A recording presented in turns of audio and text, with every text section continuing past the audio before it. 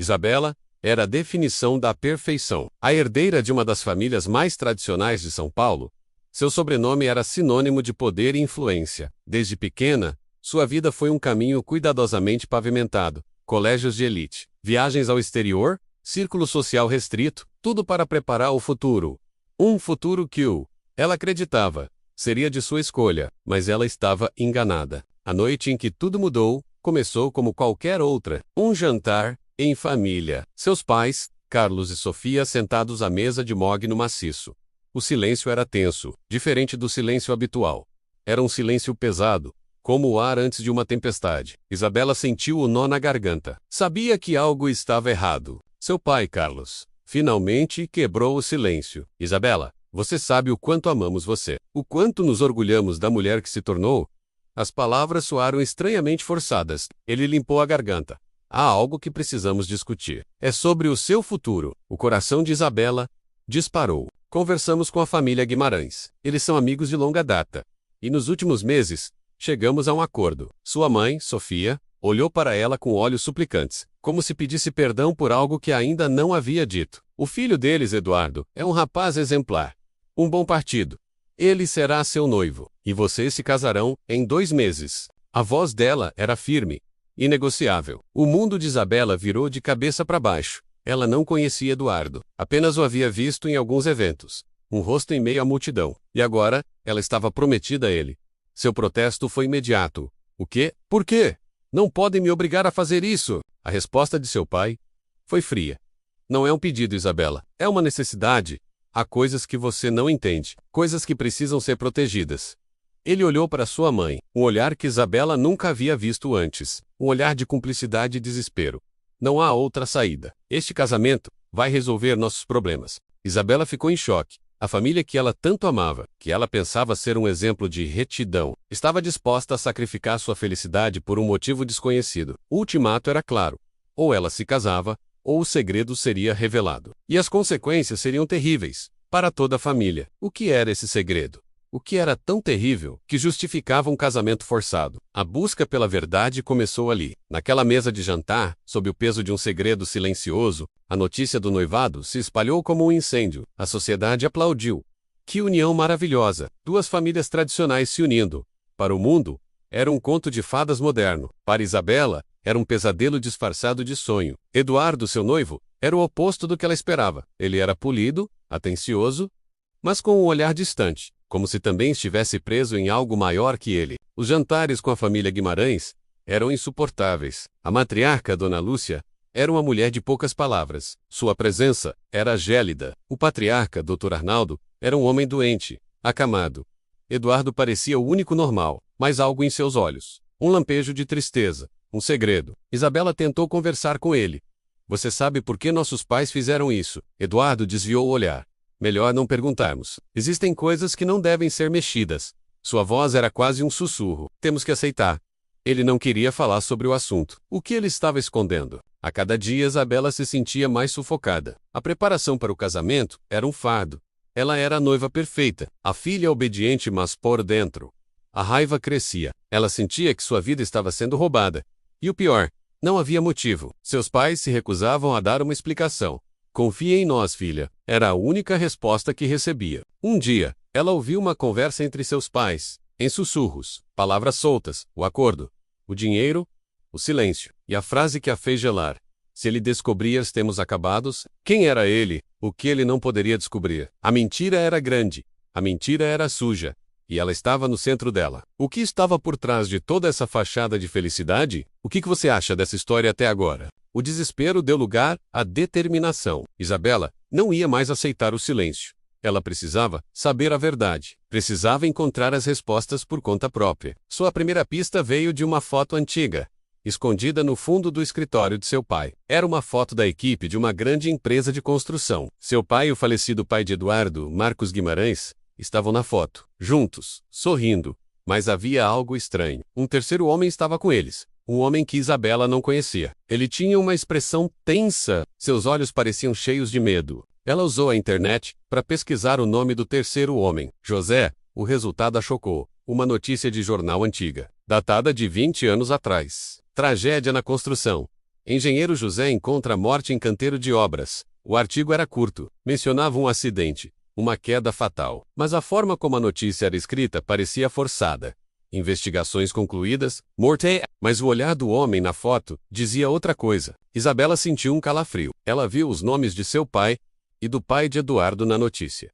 Eles haviam testemunhado o acidente. O que realmente aconteceu naquele dia? O que eles estavam escondendo? Ela procurou por mais informações. Não havia mais nada sobre o assunto. A história havia sido enterrada. Ela então decidiu procurar por Eduardo, seu pai. Ele era engenheiro. Eduardo pareceu surpreso. Sim, ele e meu avô tinham uma empresa. Por que a pergunta? Isabela hesitou. Eu encontrei uma foto, com seu pai e meu pai, e um terceiro homem, José. O rosto de Eduardo se contorceu. Não toque nesse assunto, Isabela. É um assunto doloroso. Mas Isabela insistiu. Por que o doloroso? O que realmente aconteceu naquele dia? Eduardo se levantou, visivelmente abalado. O nome dele foi esquecido.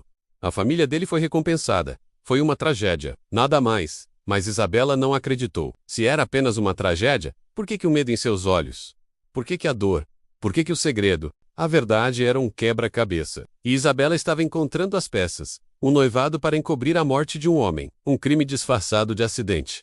O acordo era para comprar o silêncio. Mas o silêncio de quem? Ela precisava de mais. Ela precisava de uma prova irrefutável. Ela precisava de uma confissão. Ela estava se aproximando da borda do abismo. Obrigado por estar conosco até aqui. O melhor ainda está por vir. A manhã do casamento chegou. O ar estava carregado de uma mistura de ansiedade e pavor. Isabela vestia o vestido de noiva. A seda branca contrastava com a angústia em seu peito. Ela parecia uma princesa. Mas por dentro, se sentia uma prisioneira. Antes de sair do quarto, ela recebeu um envelope anônimo. Nele, uma única folha de papel.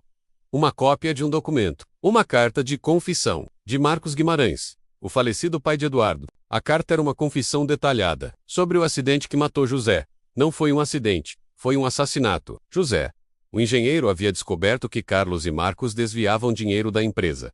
Ele ameaçou denunciá-los. Para impedi-lo, eles o empurraram de uma altura de 3 andares. Falsificaram a cena, compraram o silêncio das autoridades. E a família de José, Marcos Guimarães, antes de morrer, atormentado pela culpa, escreveu a confissão. Ele a escondeu, com instruções para ser entregue a seu filho, Eduardo, no caso de sua morte. Mas Dona Lúcia, sua mãe, a encontrou primeiro. Ela, em um ato de desespero, procurou a família de Isabela para selar um acordo, um casamento, para que as duas famílias se unissem e garantissem o silêncio de Eduardo e de Dona Lúcia. O casamento não era para encobrir o segredo, era parallel. Isabela leu a carta, com as mãos tremendo. Seus pais sabiam de tudo. Eles não estavam protegendo, estavam usando, estavam forçando-a a se casar para proteger o nome da família e o crime cometido por seu pai. Ela saiu do quarto. As vozes de seus pais a chamavam. O carro a esperava. Ela segurou o papel. A confissão. A arma mais poderosa. Ela sabia que tinha que agir. Agora, a igreja estava lotada. Flores brancas, convidados sorrindo. Isabela caminhou em direção ao altar. Ao seu lado, seu pai, o assassino. À sua frente, Eduardo, o filho do cúmplice. E a vítima da mentira. O padre começou a cerimônia. Estamos aqui para unir este homem e esta mulher. Isabela olhou para Eduardo. Ele estava tenso. O pai dele havia confessado. A culpa de sua própria família pesava sobre ele. O que ele faria? Naquele momento, Isabela tomou a decisão mais importante de sua vida. Ela parou, no meio do caminho para o altar. Olhou para o pai, e depois para Eduardo. Ela abriu a boca, e o silêncio na igreja foi ensurdecedor. A verdade estava prestes a ser revelada. Isabela não precisou falar. Eduardo a entendeu. A confissão, ele sabia que a carta existia. Havia procurado por ela por anos. Acreditava na inocência de seu pai. A mãe dele, Dona Lúcia, havia jurado que era apenas um acidente. Mas agora, a prova estava ali, nas mãos da mulher que ele estava prestes a se casar. Eduardo pegou o microfone. A voz dele era firme. Desculpem a interrupção. Este casamento não pode continuar. A reação foi de choque total. Murmúrios, sussurros. A mãe de Isabela, Sofia, estava pálida. O pai dela, Carlos, furioso. Eduardo, o que está fazendo? Estou fazendo o que deveria ter sido feito há 20 anos. Ele olhou para Isabela. Isabela, me perdoe, e me perdoe por favor, por ter demorado tanto para encontrar a verdade. Ele então se virou para a multidão. Meu pai não morreu em paz. Ele cometeu um crime com o pai de Isabela. Eles assassinaram o homem, para encobrir um esquema de corrupção. A minha mãe, para proteger o nome da família, tentou enterrar a verdade, e usou a minha união com a Isabela como um acordo. A confissão Foi um tiro no silêncio da igreja. O caos se instalou. Carlos tentou desmentir, mas as palavras de Eduardo eram apoiadas pela confissão em papel. Carlos foi detido. Dona Lúcia foi detida. As famílias mais tradicionais de São Paulo viram seus nomes atirados na lama. A mentira, tão bem construída, finalmente ruiu. Isabela sentiu um alívio imenso. O peso do casamento e da mentira havia desaparecido. Ela caminhou para fora da igreja, não como a noiva de um casamento arranjado, mas como uma mulher livre. Livre do fardo da culpa, do medo e da desonra. Ela olhou para Eduardo, que a esperava do lado de fora. O olhar dele não era mais triste. Havia gratidão e respeito. Eles haviam se unido, não por um casamento, mas pela verdade. O preço da liberdade foi alto. O nome de sua família foi manchado para sempre. O luxo e o poder que a protegiam desapareceram. Isabela teve que reconstruir sua vida do zero. Mas agora, ela era dona de seu destino. Não era mais a herdeira do crime e da mentira. Era arquiteta de seu próprio futuro. Essa é a história de Isabela e Eduardo. Uma história sobre como a busca pela verdade, mesmo que dolorosa, é o único caminho para a verdadeira liberdade.